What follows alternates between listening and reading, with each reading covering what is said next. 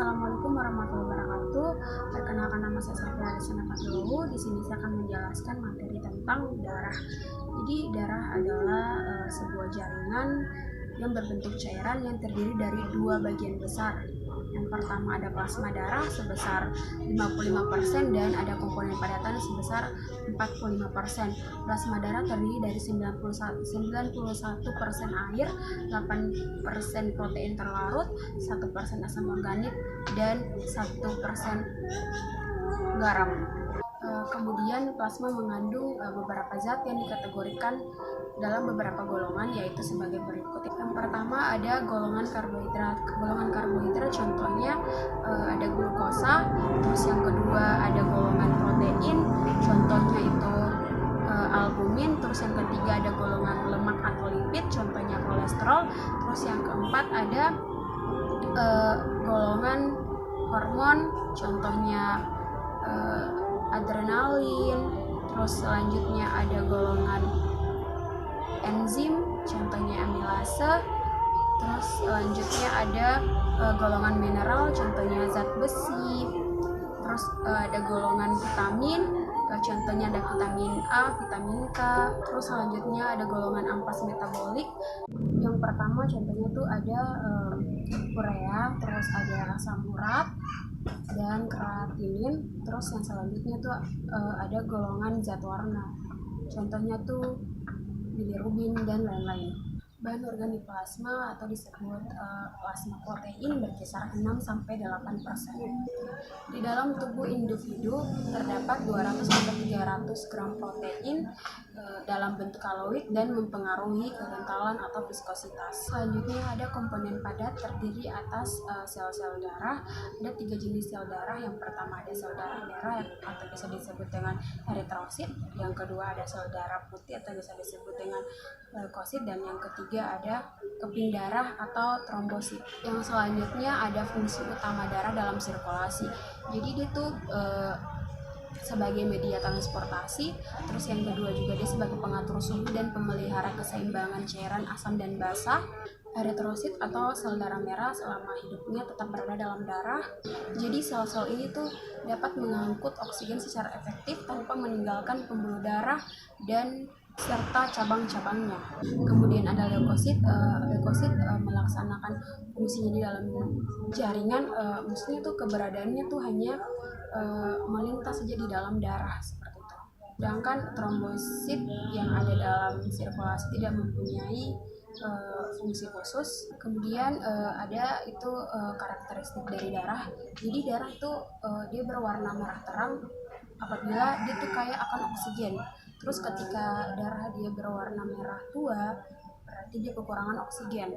Dan warna merah pada darah disebabkan oleh yang pertama ada hemoglobin, terus yang kedua ada protein pernapasan yang mengandung besi yang merupakan tempat terikatnya molekul-molekul. Manusia memiliki sistem darah tertutup yang berarti darah mengalir di pembuluh darah dan disirkulasikan oleh jantung. Darah dipompa oleh jantung menuju paru-paru untuk melepaskan sisa-sisa karbon dioksida. Sisa-sisa metabolisme yang berupa karbon dioksida dan menyerap oksigen melalui pembuluh arteri pulmonalis.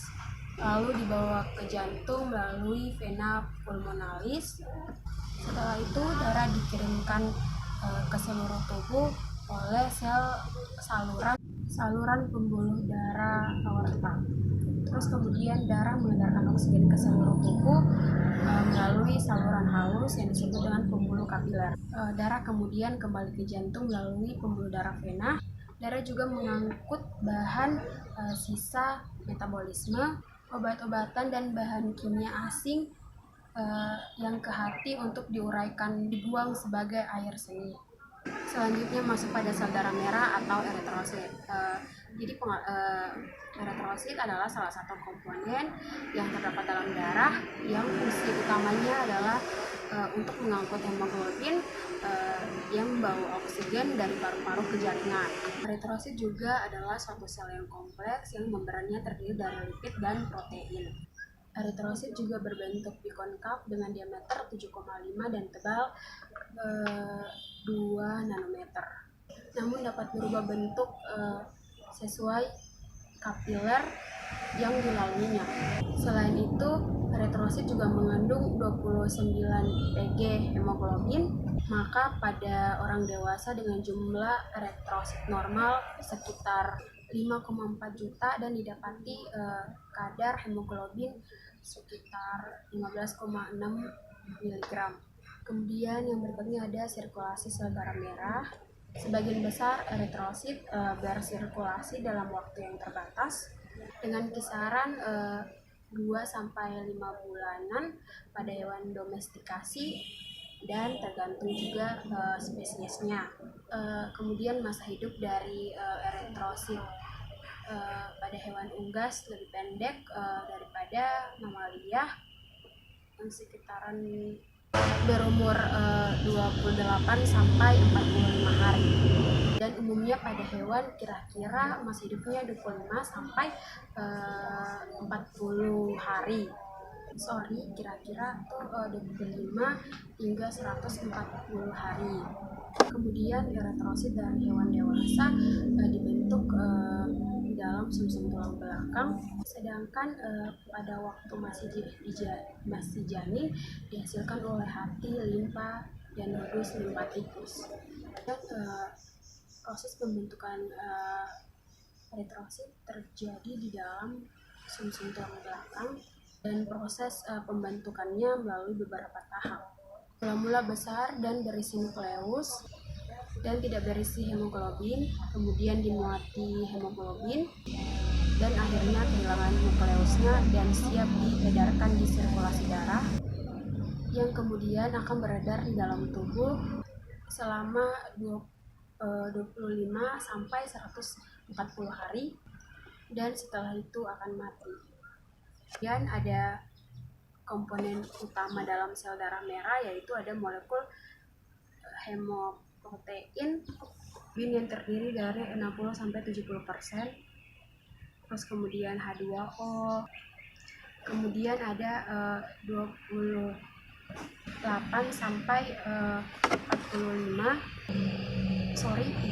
hemoglobin yang mengisi kira-kira sepertiga dari massa eritrosit. Dengan menggunakan metode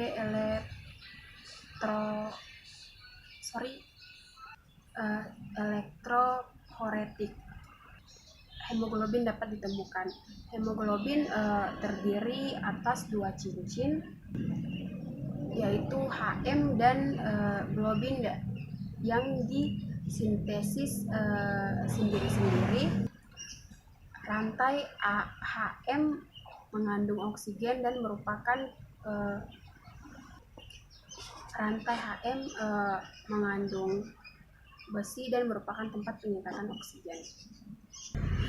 Molekul ini mempunyai kemampuan untuk mengambil dan menggantikan oksigen dengan relatif tipis. Pada mamalia, eritrosit berinti, sedangkan pada unggas dan pada mamalia eritrosit tidak berinti, sedangkan pada unggas dan unta eritrosit berinti. Eritrosit di dalam pembuluh darah tersusun bertumpuk seperti koin dan biasanya disebut dengan istilah Rolex. Kemudian fungsi dari sel darah merah adalah mengikat oksigen atau hemoglobin dari paru-paru untuk tapi diedarkan ke seluruh jaringan tubuh dan mengikat karbon dioksida dari jaringan untuk dikeluarkan melalui paru-paru. Selanjutnya kita masuk pada hemoglobin.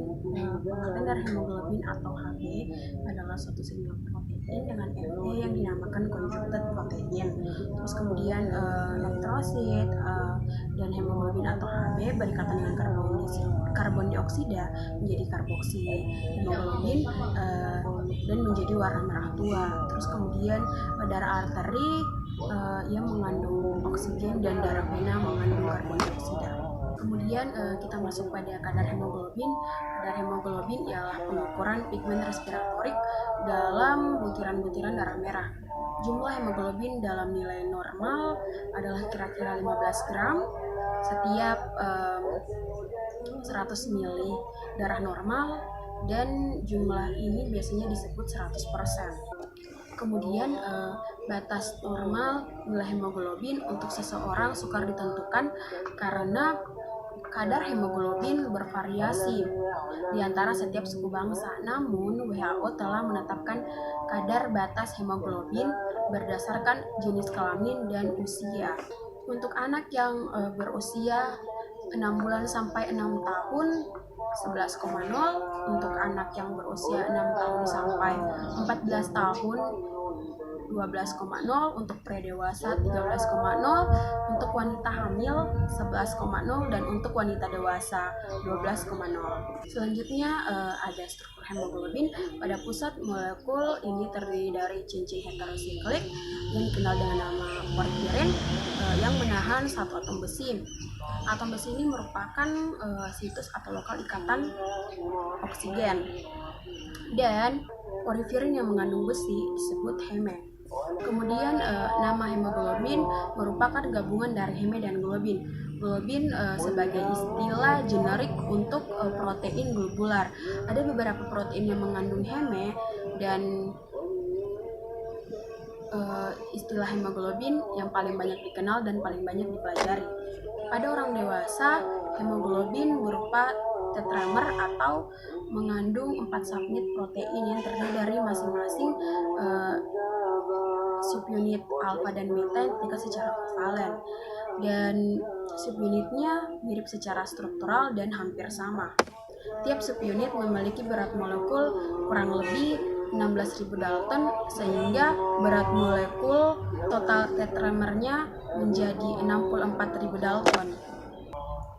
Dan tiap subunit hemoglobin mengandung satu heme, sehingga secara keseluruhan hemoglobin memiliki kapasitas 4 molekul oksigen. Terus kemudian yang selanjutnya ada fungsi dari hemoglobin. Hemoglobin di dalam darah membawa oksigen dari paru-paru ke seluruh jaringan tubuh dan membawa kembali karbon dioksida dari sel paru-paru untuk dikeluarkan dari dalam tubuh. Hemoglobin berperan sebagai reservoir oksigen, menerima, menyimpan, dan melepas oksigen di dalam sel-sel otot. Sebanyak kurang lebih 80% besi di tubuh yang berada dalam hemoglobin. Ada beberapa kegunaan dari hemoglobin, diantaranya mengatur pertukaran oksigen dan karbon dioksida di dalam jaringan-jaringan tubuh. Kemudian yang kedua, mengambil oksigen dari paru-paru, kemudian dibawa ke seluruh jaringan tubuh untuk dipakai sebagai bahan bakar. Kemudian yang ketiga, membawa karbon dioksida dari jaringan-jaringan tubuh sebagai hasil metabolisme ke paru-paru untuk dibuang. Dan untuk mengetahui seseorang kekurangan darah atau tidak dapat dilakukan dengan pengukuran kadar hemoglobin. Pengukuran kadar hemoglobin dari normal berarti kekurangan darah yang biasanya disebut dengan anemia. Kemudian ada beberapa kesalahan-kesalahan dalam pemeriksaan kadar hemoglobin. Yang pertama, bagian kesalahan pengambilan sampel darah. 1. Keakuratan jumlah darah yang dilakukan pada pengambilan darah kapiler atau setelah penusukan jari tengah. Yang kedua, terlalu kuat menekan dan meremas jari tangan pada pengambilan darah kapiler. Yang ketiga, terbentuknya endapan pada sampel darah vena karena pencampuran yang kurang sempurna setelah pengambilan darah sampel. Yang keempat, terdapat gelembung-gelembung udara di dalam pipet, terlalu sedikit atau terlalu banyak menambahkan larutan pengencer drug bean. Yang kelima, terbentuknya pembekuan kecil pada sampel darah vena dengan EDTA karena pencampuran yang kurang sempurna setelah pengambilan sampel. Yang keenam, terlalu lama memasang tourniquet pada pengambilan darah vena. sehingga menyebabkan sel-sel darah mengalami lisis. Kemudian ada juga yang di bagian kesalahan teknis. Yang pertama, mengencerkan sampel dengan faktor pengenceran yang tidak sesuai, pengkalibrasi, spektrofotometer, hemoglobinometer, atau kolorimeter yang dipakai. Dan yang kedua, reagen kurang tercampur rata atau homogen. Terus yang kemudian ada hematologi analyzer. Prinsip kerja dari hematologi analyzer yaitu mengukur sel darah secara otomatis berdasarkan impedansi elektrik atau berkas cahaya pada sel-sel yang dilewatkan, atau pengukuran dan penyerapan sinar akibat interaksi sinar yang mempunyai panjang gelombang tertentu dengan larutan atau sampel yang dilewatinya.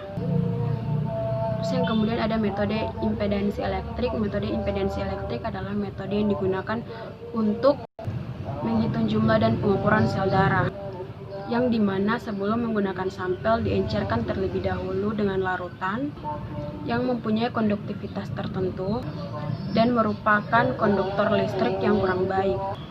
Kemudian sel darah dialirkan melalui lubang kecil yang disebut orifice yang memiliki ukuran tertentu. Dan pada saat yang sama suatu aliran listrik dialirkan melalui elektroda yang dipasang dari sisi luar dan sisi dalam dari orifice. Karena sel darah adalah pengantar listrik yang buruk. Sehingga jika sel darah masuk melalui orifice, arus listrik yang mengalir akan terganggu. Gangguan ini menimbulkan suatu pulsa listrik.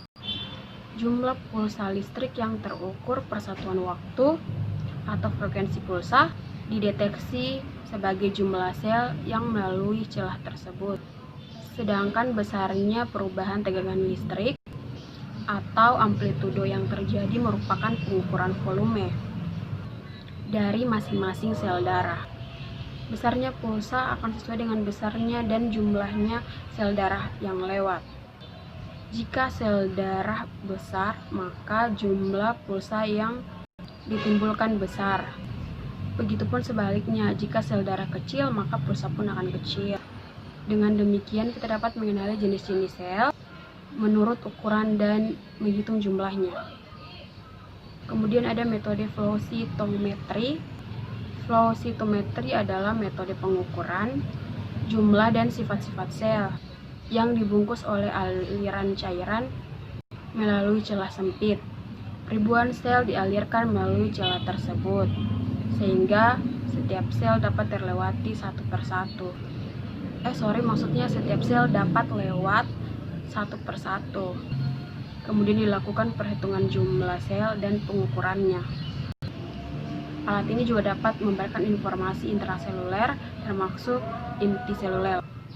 Secara umum, metode flow cytometry adalah pemeriksaan di mana sel-sel dari sampel masuk dalam suatu flow chamber, kemudian dibungkus menggunakan cairan pembungkus, kemudian dialirkan melalui satu celah atau lubang yang kecil yang memungkinkan sel lewat satu demi satu. Kemudian dilakukan pengukuran.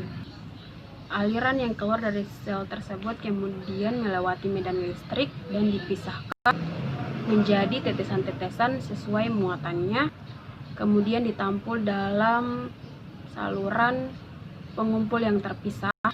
Ini disebut cell sort. Dan prinsip yang digunakan dalam metode ini adalah pendaran cahaya atau light scattering yang terjadi ketika sel mengalir melewati celah, dan berkas cahaya yang difokuskan ke searching area, ke sensing area yang ada pada aperture tersebut. Dan apabila cahaya mengenai sel, maka cahaya akan dihamburkan, dipantulkan, atau dibiaskan ke semua arah.